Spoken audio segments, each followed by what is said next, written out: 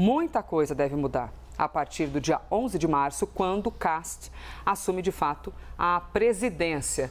E aí, Diego Pavão, como é que a gente projeta isso, hein? Desse agora novo presidente que já recebeu a felicitação de Lula, apesar de serem completamente opostos. Bem-vindo, Pavão. Obrigado, Elisa. Bom dia para você bom dia para quem acompanha o Live em Casa. Pois é, na prática, o que nasce é um novo projeto de país, né? O que vai nascer a partir de 11 de março, quando José Antônio Kast entrar no poder.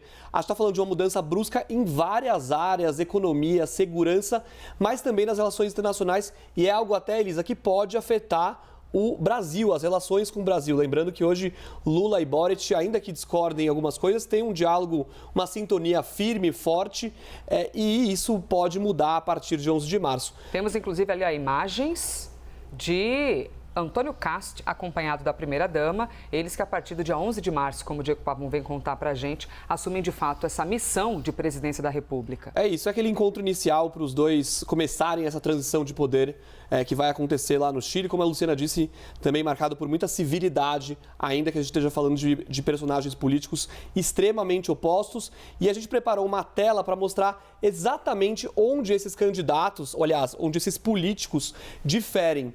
Ah, que interessante. O tema da segurança pública, Elisa, para essa eleição do Chile foi o central. O governo Boric acabou recebendo críticas por não ser tão incisivo com a abordagem em relação à segurança pública. A verdade, Elisa, é que até pouco tempo o Chile era visto como um certo oásis da América Latina quando o assunto era a segurança pública. Só que esses índices de criminalidade foram aumentando e o que chamou a atenção do chileno, assustou principalmente, foi o índice de criminalidade de crimes graves, né? Assassinatos, roubos, a gente teve também sequestros, uma atuação ampliada de gangues criminosas, e isso tudo assustou o chileno. O Gabriel Boric tentou ali uma reforma policial, algo que não agradou muito os chilenos, não resolveu o problema na visão dos chilenos.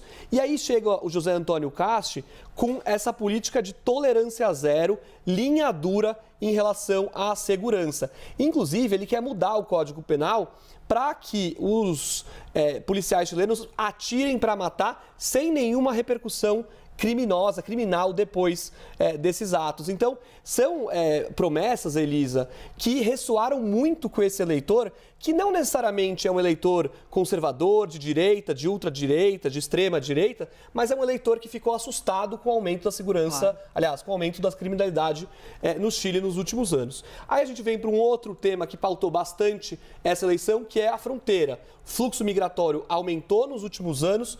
O Gabriel Boric tentou uma abordagem mais de acolhimento, voltada para questões humanitárias. Isso também, na visão de muitos chilenos, não funcionou bem. E aí chega o Kast com essa política de usar mais os militares na fronteira, sobretudo a fronteira norte. Ele fala até de criar valas em volta da fronteira. Seria o equivalente àquele muro do Trump lá no México, na fronteira com o México. O Kast fala em criar uma vala ao redor da fronteira norte do Chile e também, claro, aumentar as deportações. Aí a gente chega no tema da economia.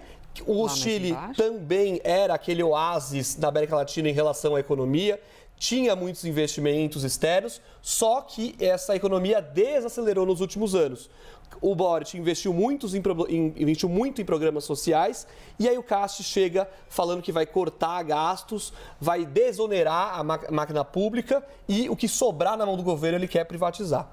E na geopolítica, como eu falava agora, a gente deve ter uma mudança em relação ao alinhamento regional. Enquanto o Boric tinha essa integração com a esquerda latino-americana, com o presidente Lula, Petro na Colômbia, ainda que ele criticasse também as questões da Venezuela, e agora a gente deve ter um presidente no Chile bem mais alinhado a esse eixo de direita, sobretudo Milei na Argentina e Donald Trump nos Estados Unidos. Mudanças sociais, hein, em nossa América Latina, a partir de março, dia 11 de março. 11 de março, então, é a posse. Assume o novo presidente chileno.